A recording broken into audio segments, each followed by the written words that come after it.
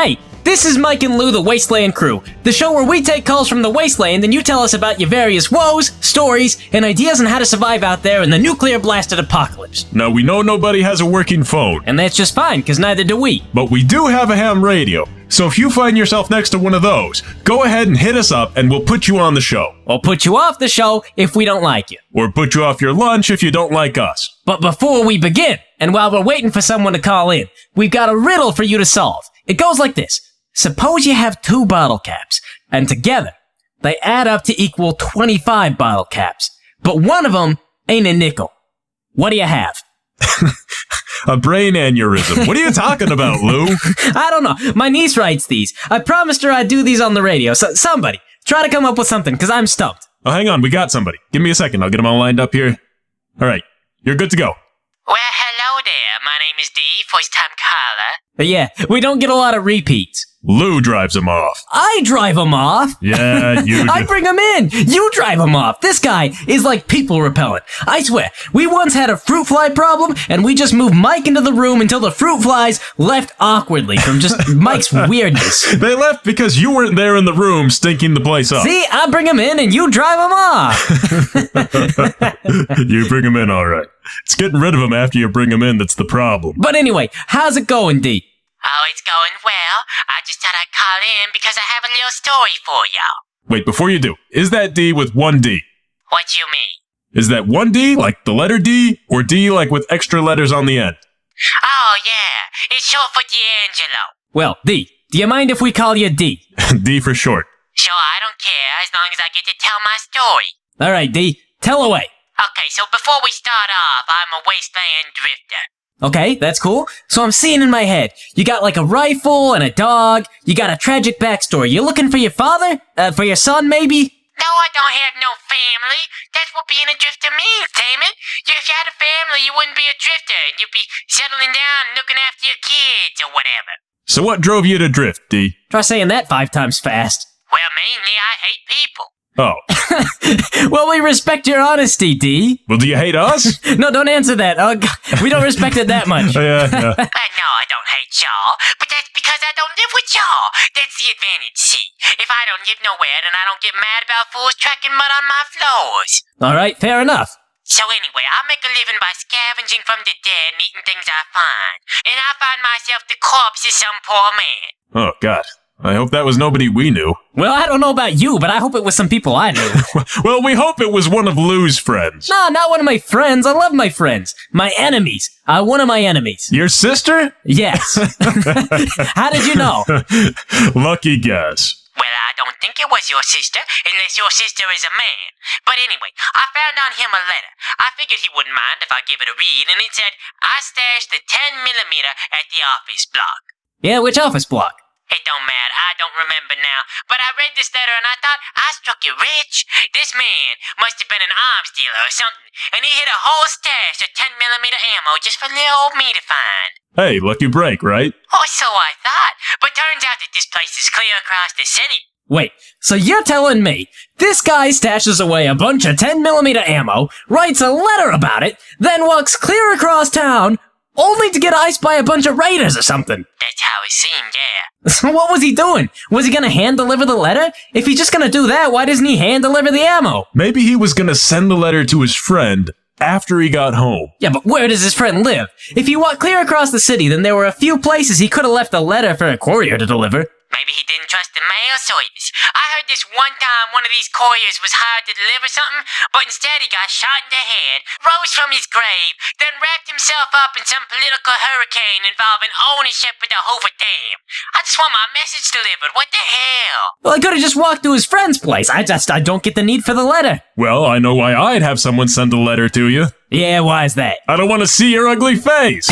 I understand. Me neither. That's why I don't look in the mirror no more. Hey, well, maybe that would explain the ugly face. You should pretty yourself up. Come on, Lou. Maybe. I never thought of that. But all right, D. So you got this letter.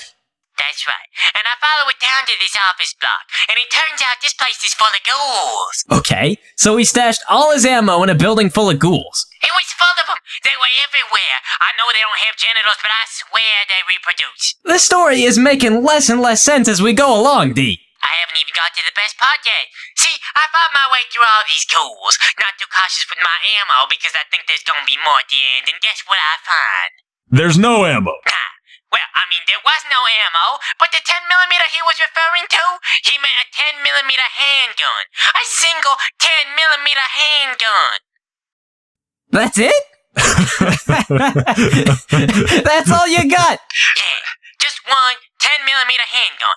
There's not even any bullets in it. That's all that was there. That's all that was there. There's no way. You must have missed it. No, I searched everywhere. That's all there was. And I couldn't help but think to myself, this man had approached this whole situation like a 13-year-old boy hiding a girly magazine. Clear across town, in a room full of ghouls, in an abandoned office block. Did he hate his friend? Was he trying to kill his friend? I know, and he writes it all down conspiratorial-like. Like I found this titty magazine.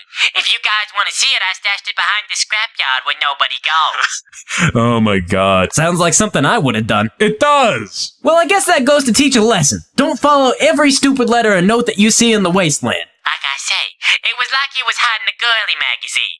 He thought people would want it, or he wasn't allowed to have it. You can just buy a 10mm gun. I'm just trying to get my head around why. Alright, D. Good story. Thanks for calling in. No problem. You boys have good luck with your radio show. Oh man. Thanks, D. Okay, this has been Mike and Lou, the Wasteland crew. And without further ado, we bid you adieu.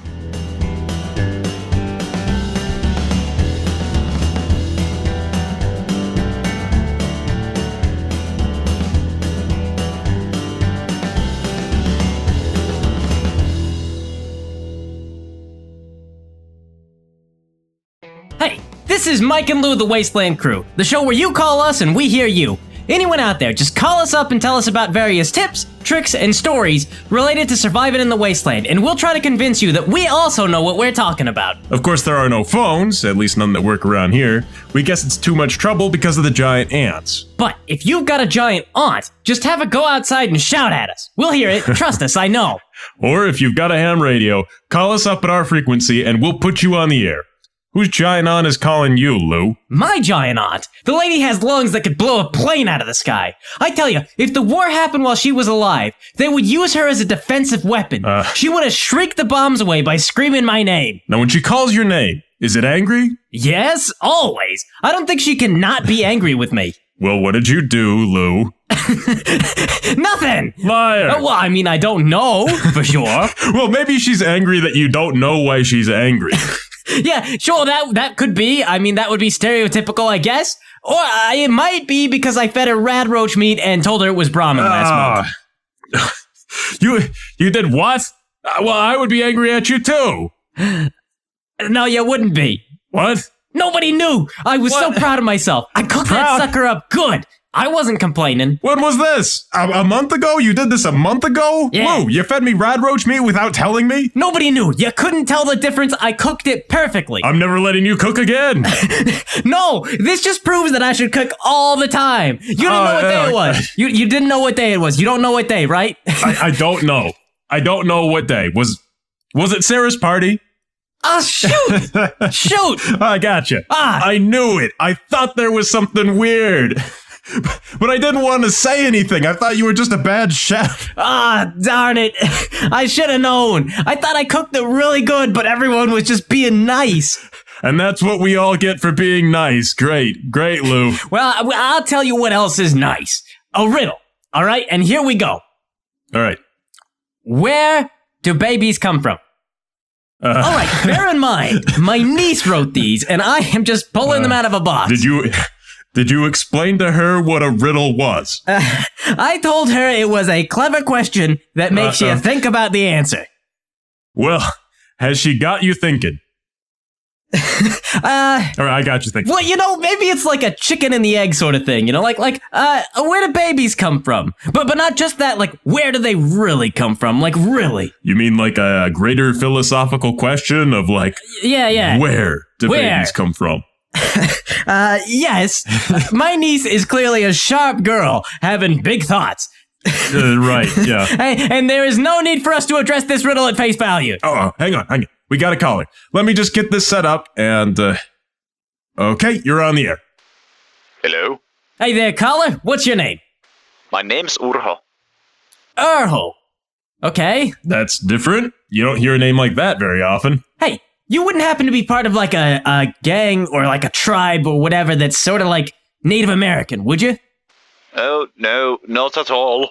What kind of question is that to ask the guy? Well, I once heard that out in Utah, that there are these people that decided that they were going to go around dressed up as Native Americans. Oh, like one of those theme gangs. Yeah. You know, you get those sometimes, and every now and then they're cool. But supposedly, this group based their entire society on a mix of historical records and a tape of old cartoons.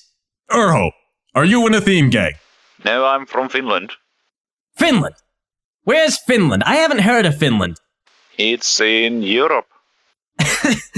You say you're calling from Europe? You're on a ham radio, Urho. I don't think that we can buy that. I'm on a very sophisticated radio. You're coming through loud and clear. You say you're on a very sophisticated radio. Okay, but a ham radio only has about 600 miles of range, and that's the good ones. I think mine is better than that. I am definitely calling from Finland. Well, okay, sure. Urho is from Europe. How's it going, bud? How is Finland in Europe? Well, we're doing quite alright over here. I've heard you were hit by a lot of bombs. We were hit by a lot of bombs. Yeah, we certainly were hit by a lot of bombs. Oh, that's terrible. I'm sorry to hear that. Well, we appreciate you being sorry, but I guarantee you are not as sorry as we are. Did they not drop bombs on you? Yeah, 600 miles away in Europe. Well, not out here, no. Finland is perfectly fine. I don't know about the rest of Europe. We haven't checked on them, but I'm sure if they wanted us to know they were bombed, they would tell us. Alright, so if I caught that, you're saying that you don't know about the rest of Europe because you didn't check on them, but Finland is perfectly fine. That's good. Glad to hear that some of the old world survived. Did the nuclear winter bother you at all? I didn't really notice. It was about the same as the usual winter here, I suppose. It's the same as the usual winter. Okay. So Urho, what led Finland to call us? Well, I was listening to the show, and I heard the riddle question, and I recall hearing that America didn't have very good sex education or healthcare, and I thought maybe Finland could be our only hope. All right. So because our sex education and our healthcare is bad, you're calling all the way from Europe to explain where babies came from.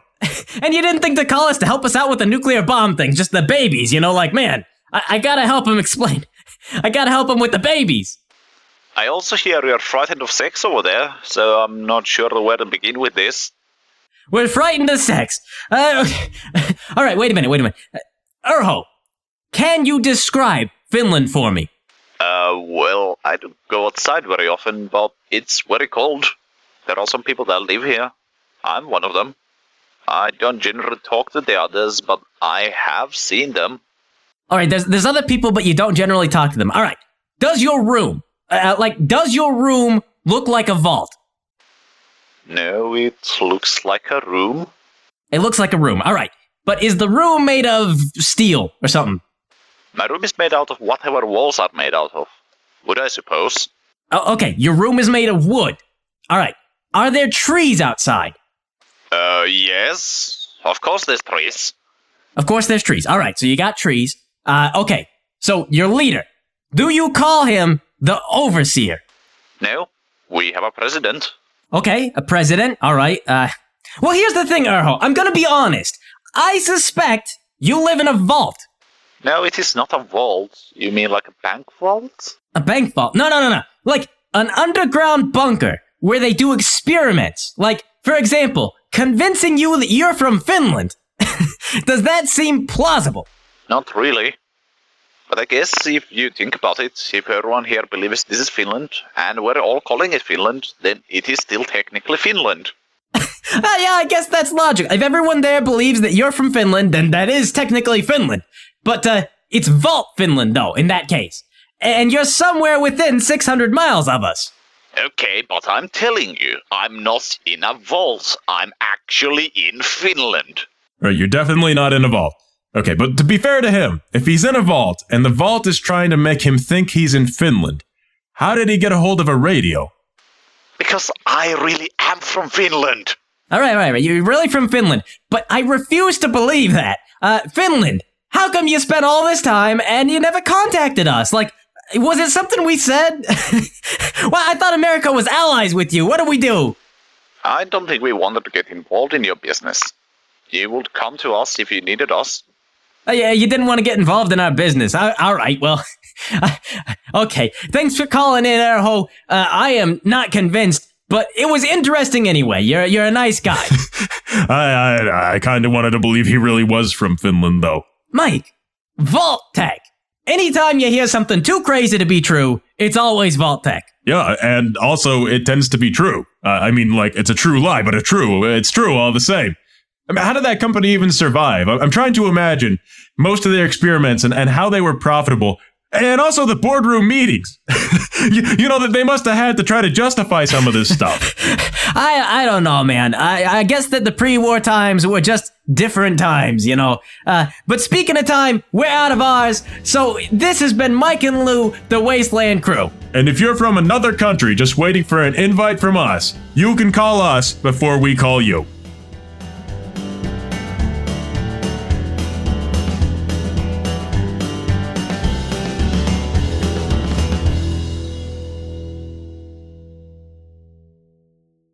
Hey, this is Mike and Lou, the Wasteland crew. The show where we take calls from the Wasteland, and you remind us why we shouldn't ask your opinions, and we remind you why we aren't qualified to give you ours. Of course, nobody has a phone. We'd run lines out for you, but between the radiation and the giant, blood-sucking mosquitoes, it's just not worth it. Plus, we don't know how that stuff works anyway. But if you got a ham radio, you can call into the station and we'll put you on the air. Yeah, but before we begin, I got another riddle from my 6-year-old niece. It goes like this. What part of the human body never gets wet? Your niece wrote that? Are you sure? Is this like a dirty riddle kind of thing? Did you hear this from someone?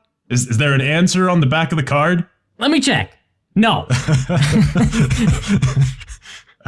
All right. Well, maybe somebody has an answer. Just call in if you want to give it a whirl. I think maybe it's your hair.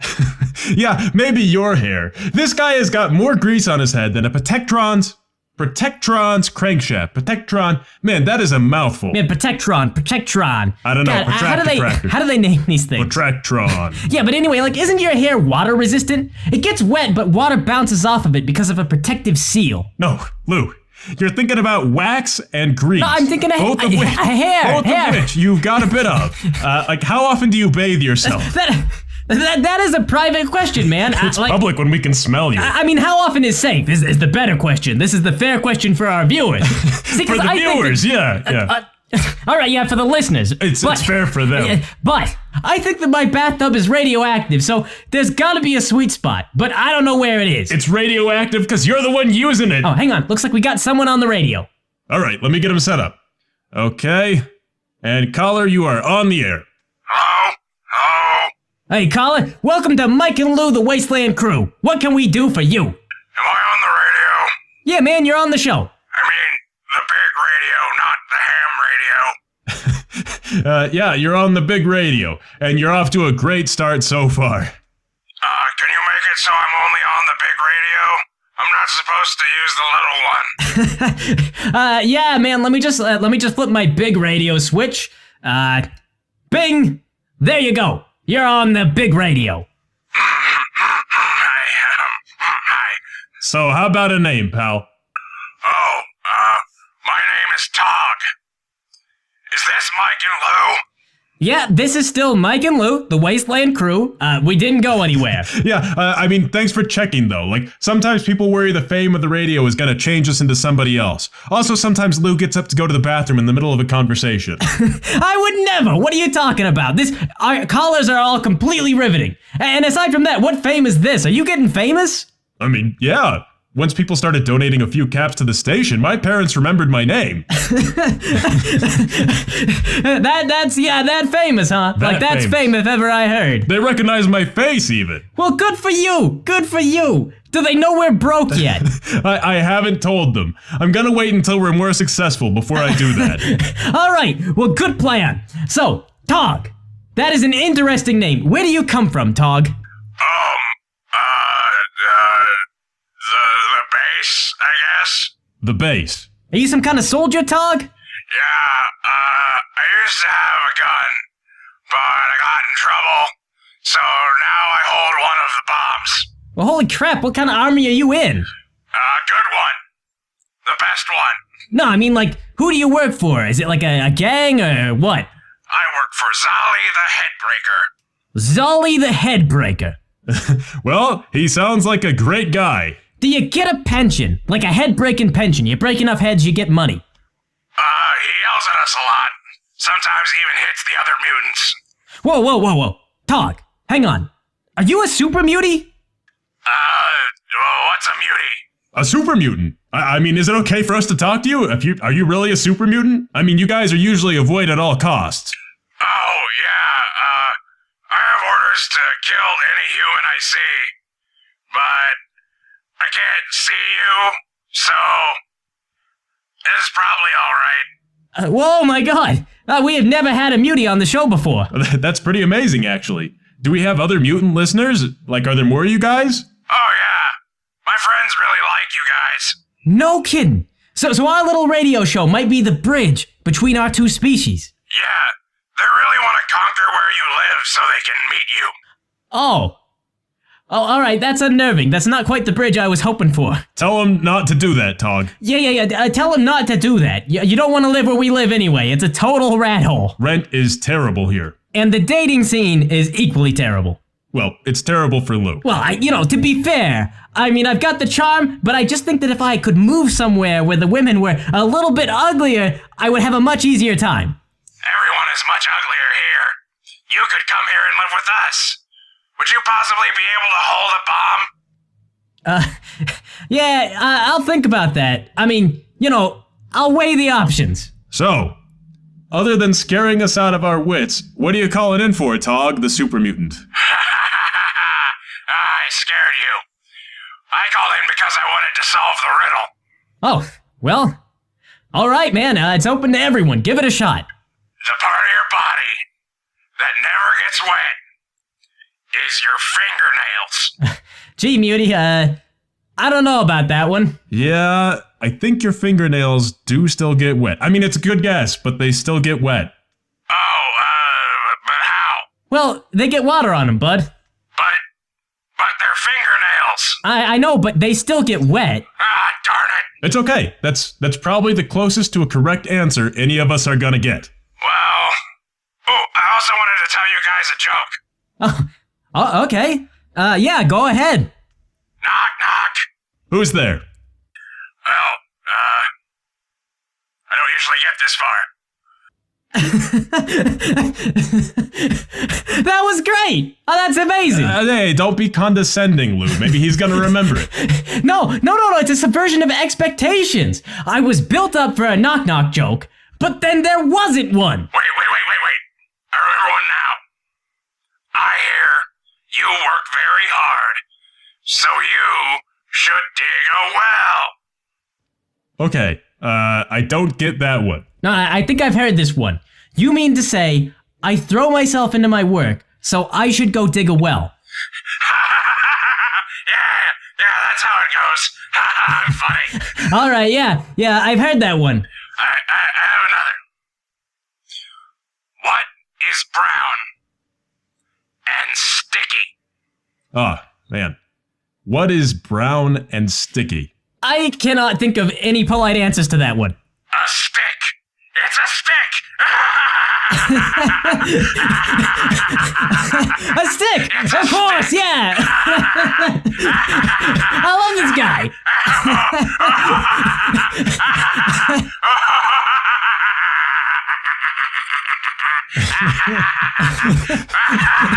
God. Tog, are you okay? I don't even know why we're laughing at that one. Well, he built up your expectations, and then he lets you down. It's like a subtly brilliant form of comedy. Tog, you might be onto something. Have you ever considered being a professional super mutant comedian?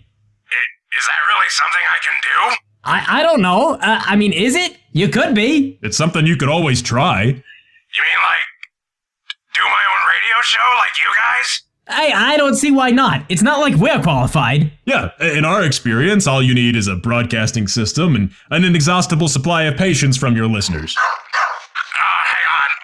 dog got in here. I'm not supposed to let that happen. Here, puppy, puppy. Here, Muty? Hey, Muty!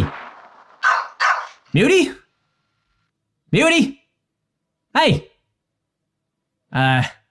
You okay? Huh. I guess we lost him. Alright.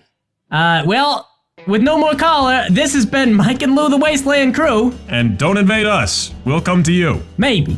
Yeah, if we feel like going outside.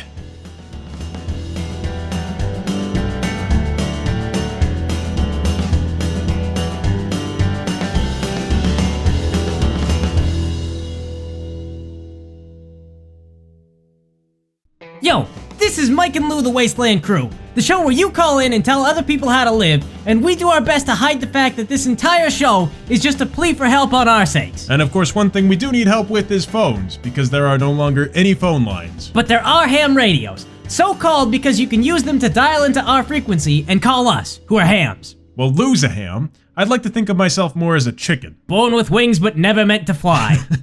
Actually, I meant more like scared of the wasteland and all the people who keep leaving landmines laying around. Okay, actually, we gotta fess up on that last joke. Mike and I actually have a friend with the nickname Chicken. That's his joke about the wings. That's right, everybody. We've turned to joke rating. We're joke raiders, running around in crazy, brightly colored, padded leather armor, stealing jokes from funny caravans. That's why you never see the caravans wearing clown shoes anymore. Too easy for us to pick them off. All right. So anyway, I got another riddle written by my 6-year-old niece. It's written down here. It says, how come Mr. Puddles doesn't own a house?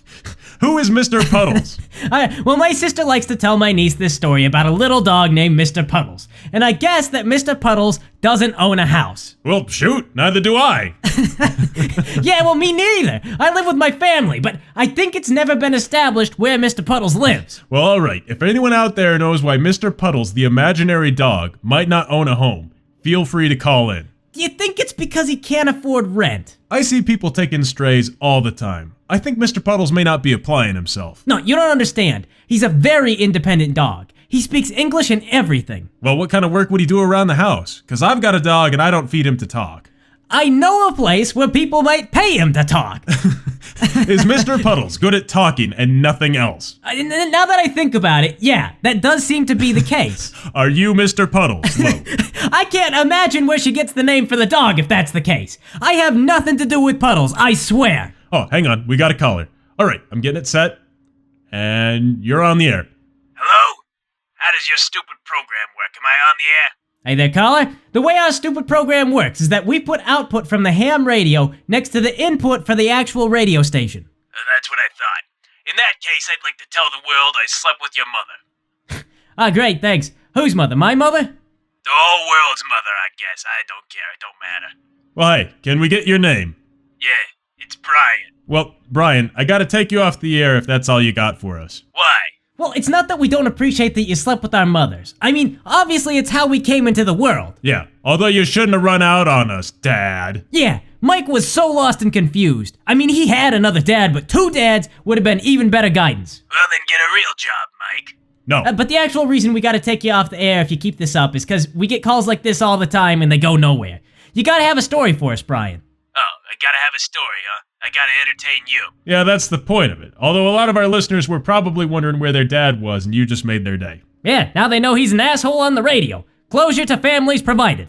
Yeah, I'm an asshole on the radio, just like you guys. Uh-huh, just like us. So you got a story or no? What do you do for a living, Brian? Me? Well, earlier you guys were making fun of raiders, but I actually am one of those. A raider? Ah, Brian. You dick. Well, I'd like to call you a dick. No, I'm calling him a dick. You're a dick. Don't shoot people, Brian. No, I want to call him a dick, but here's the thing. It's like an insanely popular profession right now. That doesn't mean that it's not a dick profession. No, Mike is right. I specifically became a raider because I'm a total dick.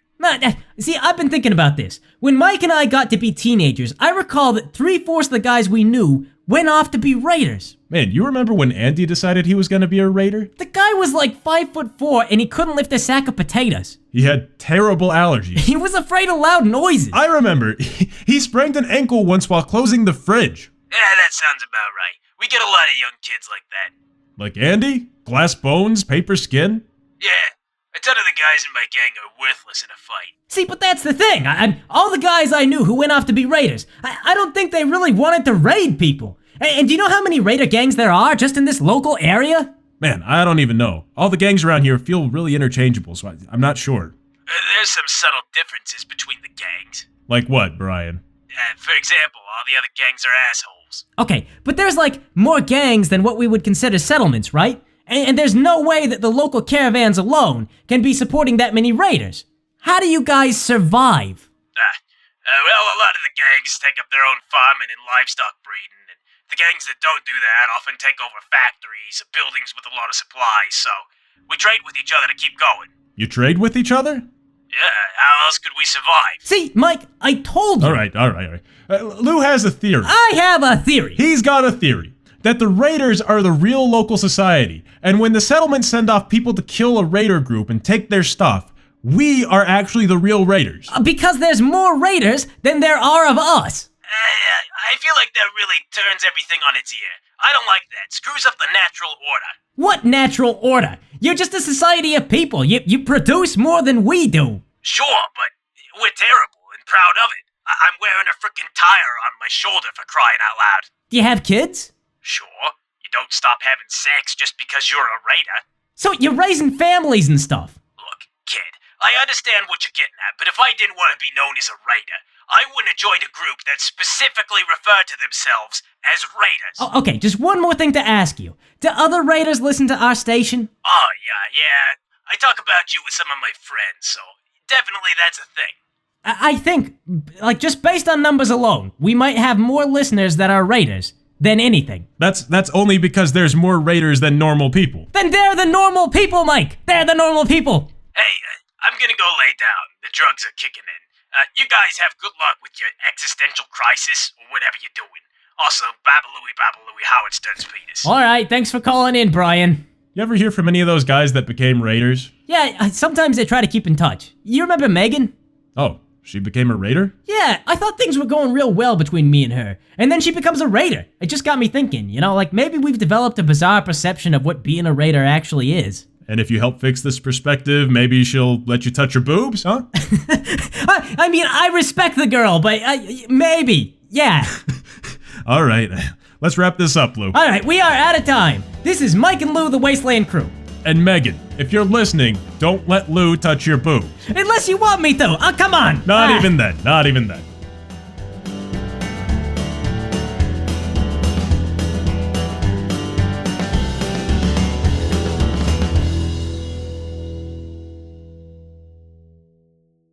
Yo, this is Mike and Lou, the Wasteland crew. The show where we take calls from the wasteland and you remind us why we don't go outside. There's too many death claws. And they're enormous, oh my god. And anyway, we know nobody has a phone. Especially us, we couldn't be trusted. But we do have a ham radio. So if you call us up on our frequency, we'll put you on the air and you can tell the world what you think about things. Or at the very least, you can tell us and also Mike's wife, who swears up and down that she listens to the station. She listens just enough that we can't badmouth her. Now, when she lays down next to you after hearing our show, does she do so in the quiet desperation, knowing that you're gonna be Mike for the rest of your life? She is the type of woman who likes to believe that she makes good decisions, and I am not allowed to disagree. So you gotta help create the illusion. Yes. If I ever drop the facade, I will have screwed up the good decision my wife made, and I don't know what happens after that. But you don't want to know. I don't want to know. Well, on a list of things we do want to know, I have another riddle here written by my 6-year-old niece. This one says, how many fingers is too many? How many fingers for what is a better question. I mean, life in general, I guess. I mean, like, you ever stop and think to yourself, man, I got like too many fingers? Yeah, like when I try to stick my hand into a can and I realize that it doesn't quite fit. You got big hands, man. I just cut myself on the rim. That's a really situational example, though. Usually I'm pretty good with having 5 fingers. But are there situations where you'd be better with 6? I guess if I had to think of something, maybe to hold on to a lot of small objects. Like a lot of bullets, right? I really feel like I'd already be dead if I fire off the first magazine. I mean, like, how many situations would I need to hold a lot of bullets at once? Not if you fire them off in a blind panic like I do. Then you gotta reload in a blind panic. Wait, why am I holding the bullets? Am I manually loading a magazine in the middle of a firefight? How do I even do that with the awful tunnel vision? I don't know, man. But in that one specific situation, 6 fingers is better than 5. Looks like we got a caller. Let me get you set up. And you're good to go. Hello? Hey there, caller. How's it going? Oh, it's going all right, guys. My name is Rudy. Rudy, huh? All right. What you calling about, Rudy? Well, I used to be a farmer out in the country, and I got a story for you. All right, sounds good. But if it involves animal husbandry, I'd like you to use as much innuendo as possible to obfuscate any references to all the Brahmins' meat shotguns. They're meat shotguns. Yeah. Why? I mean, we try to be polite, but we're not really like family friendly. I have never heard anyone call out a meat shotgun before. I know we're not family friendly, but I like to pretend we're trying. And there you go, Rudy. I've introduced you to a brand new facet of animal husbandry.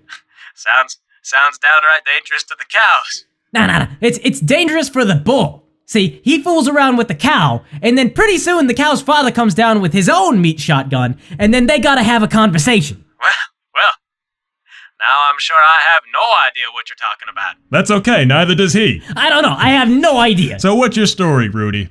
Well, my story is one about pest control. Pest control, huh? Got a rat problem in the grain? Nah, I wish. Death claws. You boys mentioned them earlier. Too many death claws. Ooh, death claws. Now that is an infestation I wouldn't want to have. You might throw out the garbage if it attracted death claws. Hey, yeah, I would, but how come my sister never throws it out? Why's it always gotta be me? Well, anyway, boys, I found my farm with a real death claw problem. They slaughtered my whole stack of cattle right off the bat, and I said to myself, well, that's it. They'll probably move on and find the new source of food now. But they didn't. You know, I've always believed that death claws don't eat or sleep. They just kill for fun. Did they not sleep? Did you hear that somewhere? That's a terrifying prospect. You ever seen one sleep? I wouldn't want to get close enough to find out. I agree with you, boys. If they sleep, I don't know when. But they definitely eat. I've seen that with my own eyes. Picked my cattle down to the bone, and they didn't leave. A couple of weeks passed, and I thought to myself, well, I better investigate.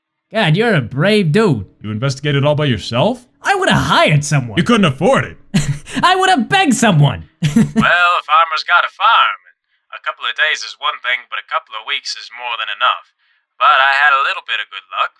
A vertibird came by and carpet bombed the place. I'm not sure that would have been better. Would have wiped out the fields. My good luck was that I used to sell things to passing travelers until at one point somebody came along and sold me a whole crate of stealth boys. Wait, how did you selling things turn into you buying things? Well, he was just such a nice boy, I couldn't say no. But it cost me a fortune, so after that I quit buying and selling from passers-by. Anyway, I put all the stealth boys in a bag and scouted around until I found the death claws were laying eggs. Ooh, yeah, that's when you know you're in trouble. See? I called it. Animal husbandry. And they may not sleep, but they definitely do sleep time activities. I suppose so. Using their meat shotguns, I guess. But the cave ran fairly deep, and I thought maybe there was an underground lake I wasn't aware of. Maybe I could poison it and get rid of the death claw problem right away. Isn't that dangerous, though? What if you poison your land? I was only thinking about it, but it turns out this cave was actually not full of water. It was full of giant scorpions. Man, from bad to worse. No. That's better than death claws. That's from worse to bad. Right, and I still had my bag full of stealth boys, so on I pressed, assuming there was still an underground lake. But what I found was an old vault. Ooh, closed to open. Open? Oh, were there people? I've heard a lot of times you don't want to know what's in a vault if it's open and the people haven't already come out. Well, I went in all the same, and it turned out the vault was full of old, spoiled food, and eating that food was a bunch of rat roaches. Huh. So you just kept going down this chain of pest problems. Man, Rudy. If only you could have started with the roaches. Those would be easy to get rid of. I had a similar thinking at the time. It clicked to me the roaches were eating the food, the scorpions were eating the roaches, and the death claws were eating the scorpions. It's the circle of life. It's more like a chain, Lou. Well, it's the chain of life. Don't tell us you found something more dangerous to eat the death claws. Well, I don't know what could have done that even if I thought of it. Instead, I used up my stealth boys laying out traps for the roaches and burning that spoiled food in the vault. Then, sure enough, after a few more weeks, the scorpions left and the death claws followed. So no food, no death claws. That's right. And unfortunately, due to losing my livestock and being so far behind schedule, there was no harvest that year either. Had to give up farming after that. Well, I'm sorry to hear that, Rudy. Yeah, man, it can be rough out there. I suppose the moral is, if you care about where you live, always make sure your area is clean and free of places for nasty critters to move in. Sounds like good, solid advice. Thanks for the story, Rudy. No problem. You boys have a nice day, and good luck to everyone out there in the Wasteland. Alright, and we're out of time. This has been Mike and Lou, the Wasteland crew. And whatever you do, carry through.